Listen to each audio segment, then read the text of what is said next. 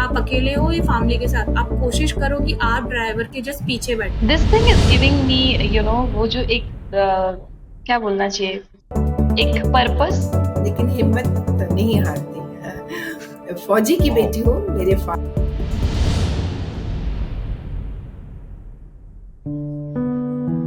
इतना सब कुछ हो गया, लेकिन अभी तो कैंसर का ट्रीटमेंट शुरू ही नहीं हुआ था।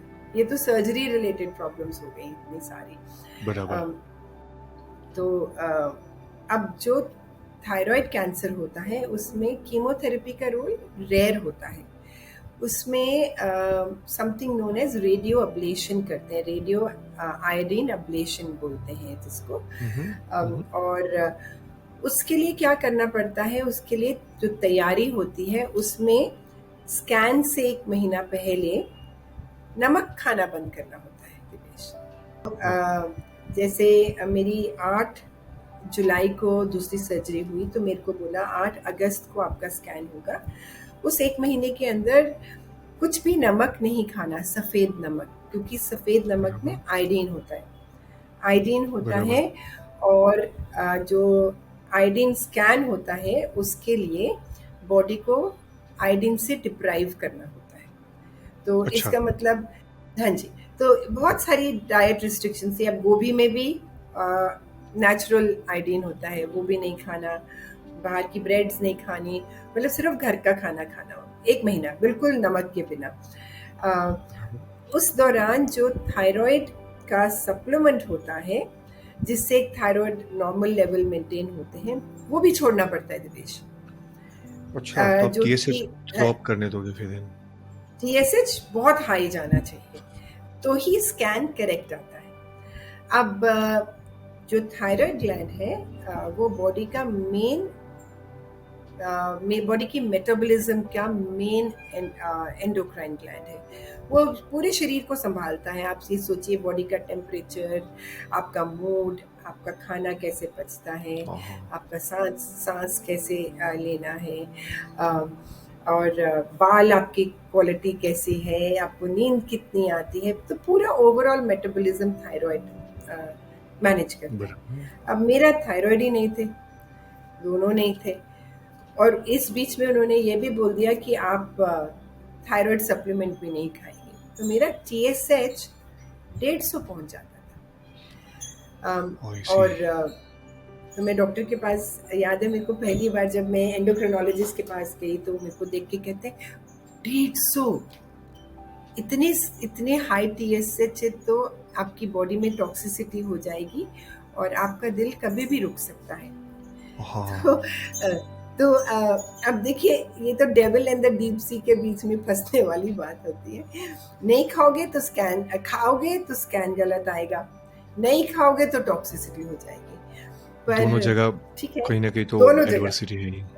हाँ, तो उस दौरान दिवेश माइंड बिल्कुल, बिकॉज अब जो आपका थिंकिंग प्रोसेस है वो भी समहाउ आपका थायराइड ग्लैंड वो करता है, तो मेरा माइंड बिल्कुल डल हो जाता था, मेरा शरीर स्लो हो जाता था, आधी रोटी भी बड़ी मुश्किल से खाई जाती थी। पर एनीवेज, तो ये तो जो करना था वो तो करना ही है। फिर स्कैन हुआ। अब ये स्कैन पेट स्कैन से अलग होता है।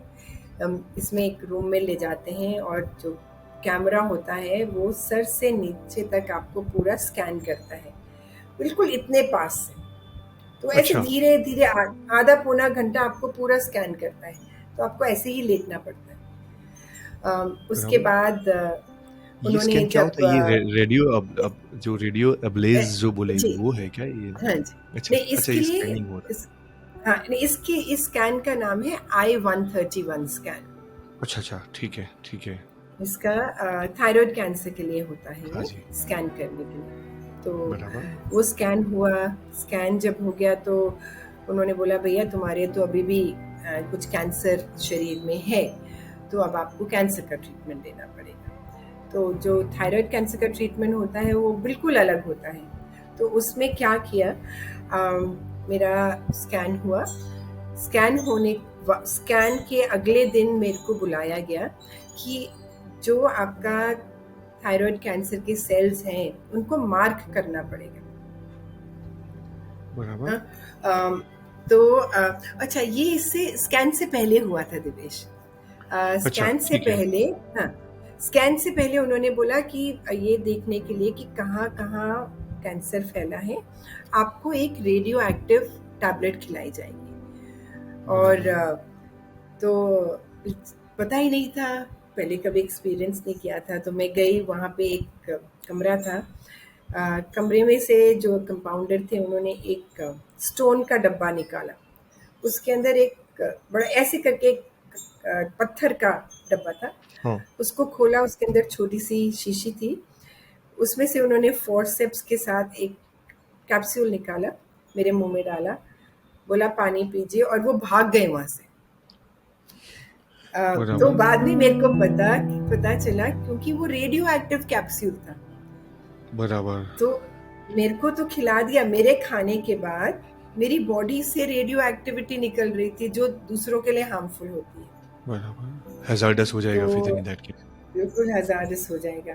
फिर इसके बाद मेरे को घर भेजा गया, बोला 2 दिन आप सबसे अलग रहेंगी, टॉयलेट अलग यूज करेंगी, प्रेग्नेंट विमेन के पास नहीं जाना, छोटे बच्चों के पास नहीं जाना, बूढ़े लोगों के पास नहीं जाना।